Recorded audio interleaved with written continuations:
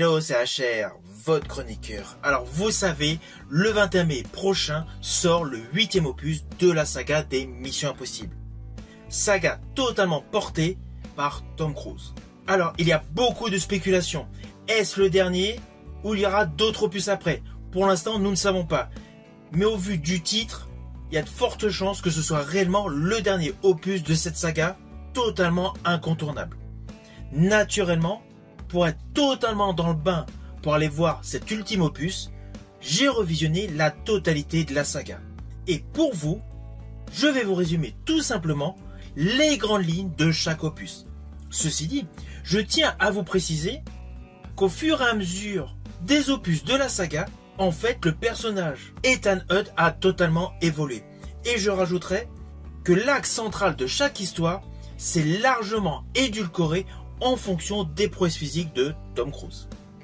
Alors je rajouterai, n'hésitez surtout pas à me mettre en commentaire quel est tout simplement votre opus préféré. Alors perso, j'ai beaucoup aimé l'opus Fallout. M'étant fan de la filmographie de Brian De Palma, naturellement le premier opus est dans mon top 3.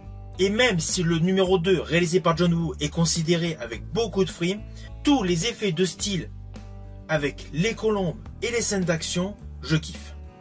Cette patte de John Woo est inimitable.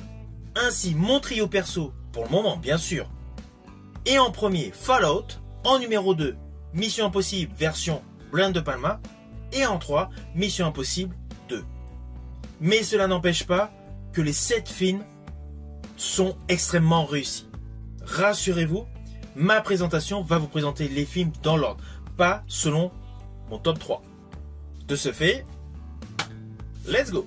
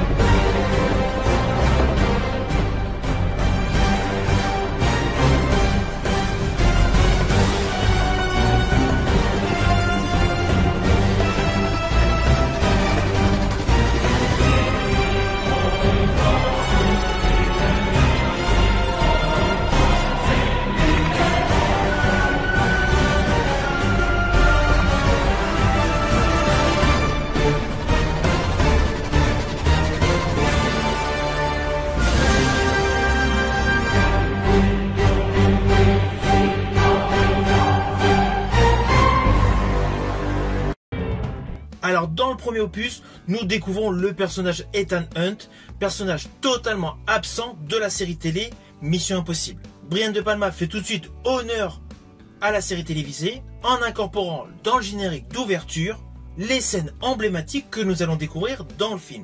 C'est la patte officielle de la série Mission Impossible. Et dans ce film, le personnage interprété par Tom Cruise est dans un premier temps accusé d'avoir trahi son équipe car la mission a totalement échoué.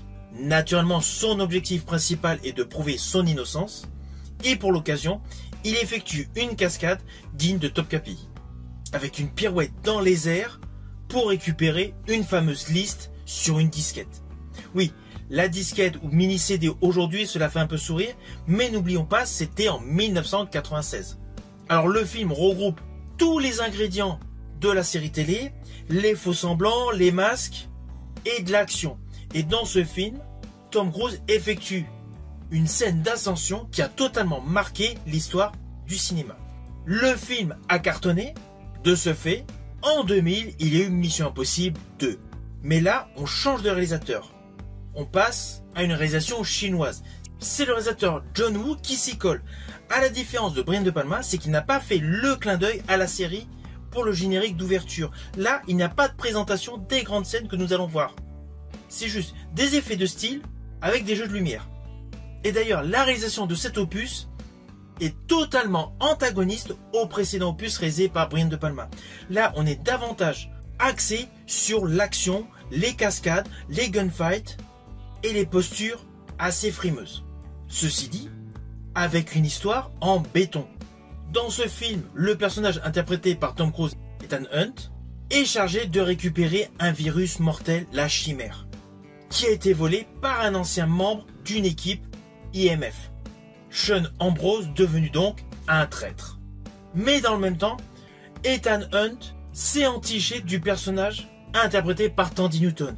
Outre le fait qu'il doit récupérer la chimère, il doit dans le même temps sauver Naya, tout simplement, qui a inoculé le virus dans son corps. Ce film fait également un carton, il marque des scènes de combat totalement révolutionnaires et des cascades totalement inoubliables, mettant naturellement en exergue des motos, fait classique avec les films de John Woo. 6 ans après, on change radicalement de concept pour Mission Impossible 3, réalisé par J.J. Abrams, avec un personnage Ethan Hunt qui n'est plus séducteur. Là, il est marié et s'est quelque peu écarté des actions sur le terrain. Mais malheureusement, il s'y retrouve imbriqué par un mystérieux méchant qui recherche la fameuse patte de lapin. Alors le méchant interprété par Philip Seymour Hoffman est impitoyable. C'est la première fois que dans un Mission Impossible, il y a un méchant totalement cruel. Dans ce film, il y a naturellement, comme dans tous les autres opus, des scènes d'action, mais c'est un peu plus dosé, un peu plus contrôlé. Et à proprement parler, le personnage Ethan Hunt n'effectue pas une cascade de folie, comme dans le premier opus. Vous voyez qu'avec l'opus 2, il n'y en avait pas. Dans l'opus 3, il n'y en a pas. Beaucoup de scènes d'action, beaucoup d'acrobatie, beaucoup de spectaculaire, mais pas de grandes scènes d'action. Là, cet opus démontre une facette beaucoup plus personnelle du personnage Ethan Hunt. Et je rajouterai d'ailleurs que c'est après ce film que la saga Mission Impossible a totalement basculé vers le méga blockbuster. Déjà, c'était des blockbusters, mais là, avec l'opus 4, on passe un level au-dessus. Avec Mission Impossible 4, alias Mission Impossible Protocole Fantôme.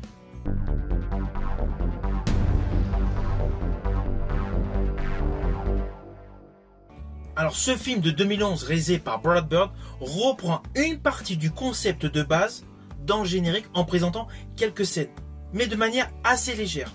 Ceci dit, ce film est totalement axé sur une prouesse de Tom Cruise au Burj Khalifa.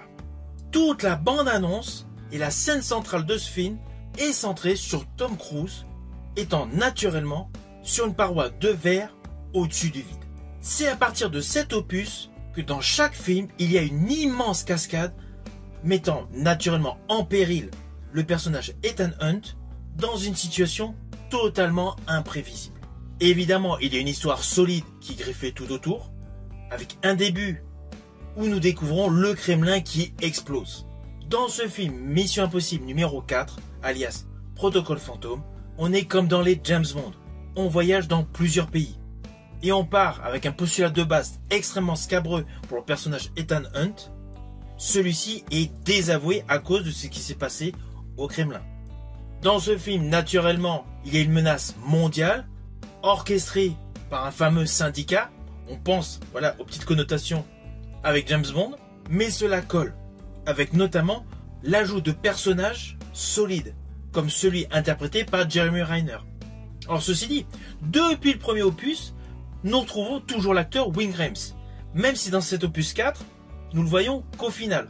Mais c'est le seul interprète qui est dans tous les films aux côtés de Tom Cruise.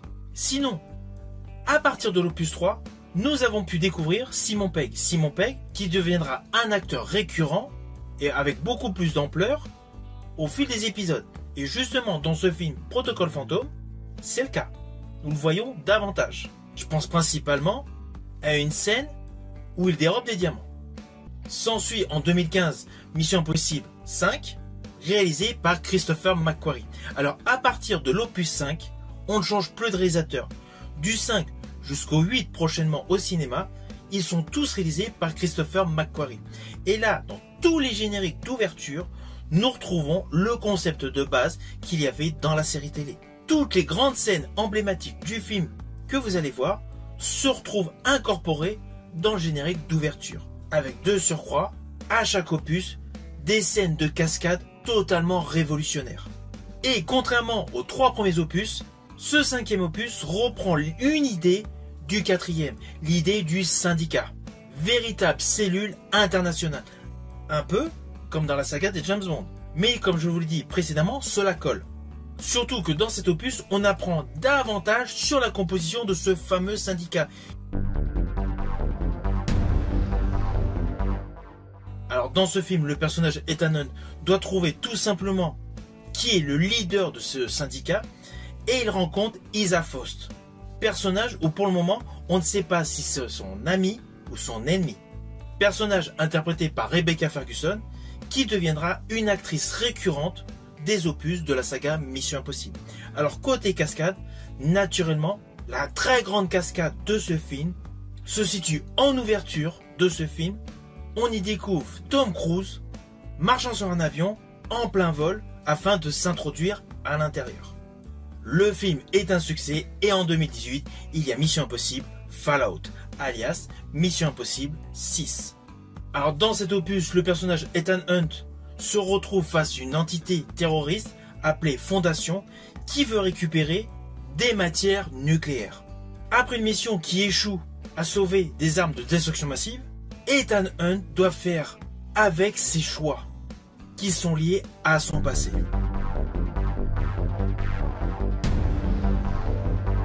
S'ensuit une mission qui échoue totalement et Ethan Hunt se retrouve face à un ancien ennemi, le personnage Solomon, ex-leader du syndicat.